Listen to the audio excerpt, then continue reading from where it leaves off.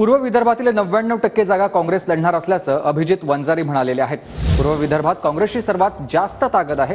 निरीक्षकांनी प्रत्येक जिल्ह्यातील विधानसभा न्याय आढावा घेतला आहे असं देखील वंजारी म्हणाले। काय सांगणार तुमच्याकडे कुठली कुठली जबाबदारी आणि विदर्भात किती जागांची तयारी करताय तुम्ही लढण्याची? नागपूर डिव्हिजन मधले 5 जिल्हे आहेत, त्याची जबाबदारी माझ्याकडे पक्षानं सोपवली। आमचे नेते नानाभाऊ चिन्नीथाला साहेब आणि सर्व शीर्ष नेते यांनी ती 5 जिल्ह्याची जबाबदारी म्हणजे या जबाबदारीच्या माध्यमातून स्थानिक लोकांना भेटणे, स्थानिक लोकांचं मत जाणून घेणे, स्थानिक आपले लोकप्रतिनिधी आहेत, जिल्हा परिषद सदस्य आहेत, नगर परिषदमध्ये निवडून आले नगरसेवक आहेत, पंचायत समितीचे सभापती आहेत, अशा सर्व लोकांचं मत जाणून घेण्यासाठी आम्ही हा प्रपंच सुरू केलेला आहे।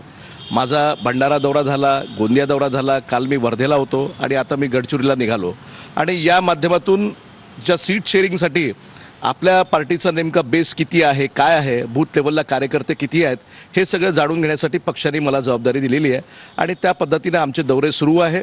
निश्चितपणानं ज्या पद्धतीचा सेटअप, राजकीय सेटअप हा काँग्रेस पक्षाचा आहे, ती इथे 99% या ज्या सीट आहेत त्याची आमचा आग्रह, त्याची मागणी ही आम्ही करणार आहे। अधिकांश म्हणजे टक्केवारीत सांगायचं झालं किती 62 जागा आहे किती आणि त्याला लोकसभा निवडणुकीच्या यशाचा आधार असणार आहे का?